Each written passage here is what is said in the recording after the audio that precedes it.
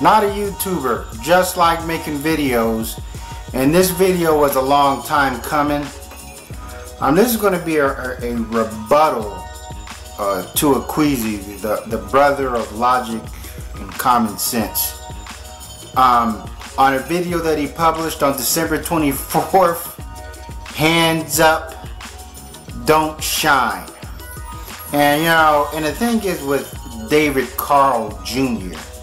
and David Corrall, it's like the Sith Lord having influence on Anakin Skywalker. In a video that the brother of logic and common sense published on November 27th, talking about the Darren Wilson indictment. In this video here, he was somewhat saying that, you know, it was a video that I agreed with on the most part. He said that, you know, basically Michael Brown was being reckless, but Darren Wilson's story don't add up, and that he had a hard time believing that Michael Brown is going to run away and then turn around and do a bull charge against somebody, an authoritarian figure at that, with a loaded weapon. With, you know, I agree with that.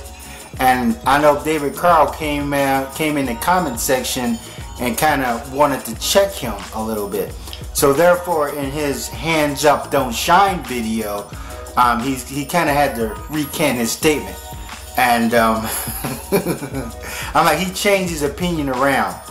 So it's funny if you watch that video and then you know, watch this video, no indictment for Darren Wilson, and then watch his video, hands up don't shine, you know, and how he completely flips his stance, you know. And since those videos were made, you know what I'm saying, there wasn't really too much new evidence being presented in the Michael Brown case for him to really kind of form his opinion and say, okay, well, this video leaked out here and so forth. No.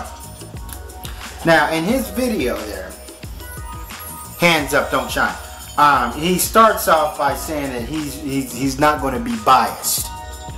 But when you title your video hands up don't shine, yeah, you know what I'm saying, you're being pretty biased right off the bat. And it's funny how he loves, David Corrall Jr. and David Corrall love throwing that word shine around. When they get upset, they get vexed when people call them Uncle Tom and call them coons. You know what I'm saying? And say they're saying that these people are using the word coon out of the wrong and not in the right context. But they're also throwing the word shine. Well, what is a shine?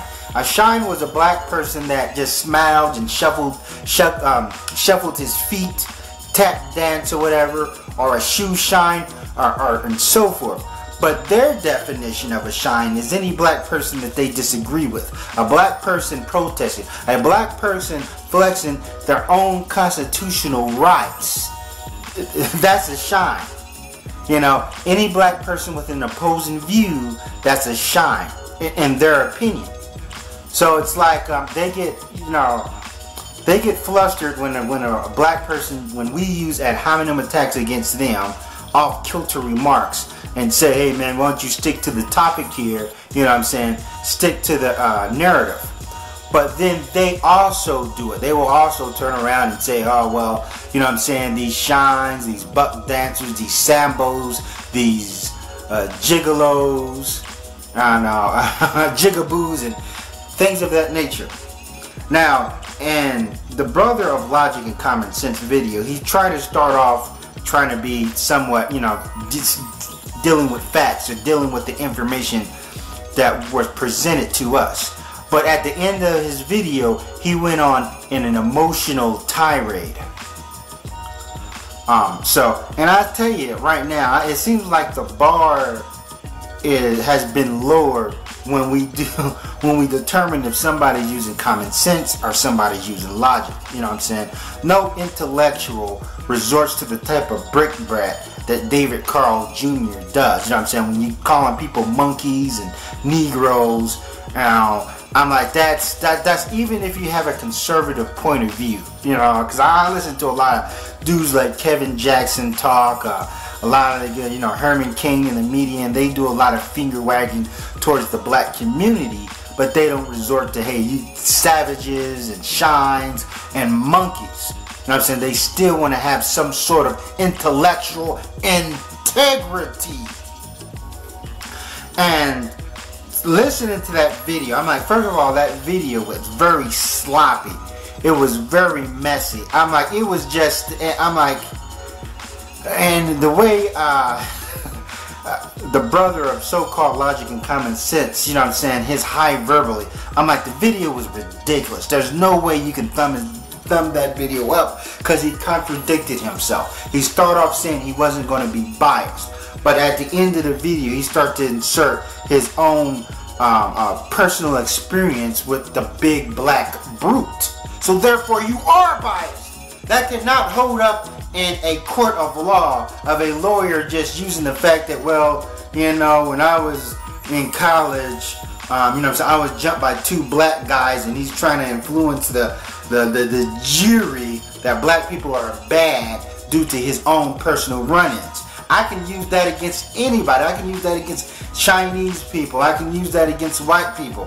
You know, when I was in the 2nd grade, a white person called me a nigger, or some white people tried to jump me. And just because I've had this bad experience, it gives me the qualification of just pigeonholing all people, all white people, just because I had this one bad experience right here. No, there is absolutely nothing logical about that. You know what I'm saying? That way you're using emotion, and you're harkening back to your own past experience, which, needless to say, is what a lot of females do. And the thing is, with the brother of logic and common sense, you know, and really it's his own warped opinion. Don't get common sense and logic mixed up with your own opinion. You know, there's 2 different things. Now he always talks about how black men like to walk around and be all tough. You want to be all tough, all this machismo, and swing their dick around and not use their intellect, you know. But he does that when he constantly says to people like, you're a cream puff, you're the Stay Puft Marshmallow Man, you're s'mores, you know what I'm saying, you're soft, you guys are soft. I heard him say that if you see me walking down the street, you guys would be scared to death. This is the same thing that they say the typical street Negro does, where he says, man, you guys are some soft, you guys are punks, you guys ain't hard. He doesn't understand how his statements and those statements of I guess the degenerate on the street run parallel to one another, except Queasy will give it under the guise that he's using common sense. I'm like, no, this isn't about me harping on him for just simply feeling that Michael Brown, you know what I'm saying, caused his own demise, or him believing that Michael Brown actually reached for the gun. You know, this is me just listening to his visceral. I'm like, it's ridiculous. I'm like, and also in his video, he says that he don't know all the facts. But then at the end of the video, he says, hey, wait a minute. I think around the 27-minute mark, he says, well, I'm going by the facts. You know what I'm saying? In that video, he was Dr. Jekyll and Mr. Hyde. I'm like, he kind of started off, I already knew where the video, what his narrative was headed to, just by the title of the video alone. But I'm going to give it a shot. And the killer part is, hands up, don't shine. You know what I'm saying? Where he's spoofing hands up, don't shoot. It's like when we say don't shoot, we're telling the officers don't shoot. So therefore, when he says don't shine, are you telling the police officers not to shine? That makes no sense. He should have really thought thoroughly about that title. But it seems like he's making a joke out of things. So therefore, if you want me to take your intellect seriously, then you should take the matter seriously. The title, Hands Up, Don't Shine, means that you're not taking things seriously. So therefore, I can't take you seriously. Now, you know what I'm saying? I didn't really want to make another video about Michael Brown case and all this other stuff, because now right now the revolution is in the streets. And so making videos at this point is pointless. You know, people have already taken to the street. You know, you know what I'm saying? You know, we can make YouTube videos all day. You know, the people have spoken. And this is deeper. This is bigger than Michael Brown. Even if the Mike Brown incident did not happen, we would have probably been focusing on the person who was shot in L.A. more. I forgot his name. You know what I'm saying? Forgive me for that. Or the situation out in Crawford, in Walmart with Crawford. So it's like the Eric Garner and Michael Brown, you know what I'm saying? Those are like two big planets. And all these other incidents are just kind of like satellite planets revolving around them. You know what I'm saying? So it's big. I'm like looking at all the occurrence in the media now. You know what I'm saying? With Tamar, you know, as I said, Crawford that was shot in Walmart. And then people are going into the background of these officers. But let me go into the Darren Wilson interview. And what a lot of people may not know, that Darren Wilson was paid over $500,000 to do that interview. And then there was certain circumstances. Like for instance, the interviewer couldn't ask really hard questions. You know, so therefore that interview was almost scripted. Like, okay, here's what you're gonna say. You know, that's what they basically told the interview and paid Darren Wilson all this money. You know what I'm saying? Darren Wilson is out there chilling, sipping on some pina colada. You know, he's paid in a shade. See, it's different with George Zimmerman. He got a lot of money and so forth, but he had to pay court costs because he had to, you know what I'm saying, beat the case. Darren Wilson never went to trial, so he doesn't have to pay anybody. So first he got a bunch of money for support, you know, just in case he goes to court or whatever. And then he got a bunch of money from that interview. So he's paid. You know what I'm saying? He murdered somebody and, you know what I'm saying? Now he's reaping the benefits. Now, you know, the brother of logic and common sense admitted that Darren Wilson's story just seemed preposterous. Yeah, and it was. You know, and that's the thing, that they had to he has to go over it in his head over and over again exactly what happened, and Darren Wilson had to play the victim. But, you know what I'm saying, there's a whole lot of upheaval in this country over the actions of police officers. And it's bigger than Michael Brown and these bootlickers are, you know, and that's the thing. I can't accept your intellectualism when you're leaving out portions of information, large portions of information of what's going on, about how these cops are like the Gestapo. These cops are like the mafia now.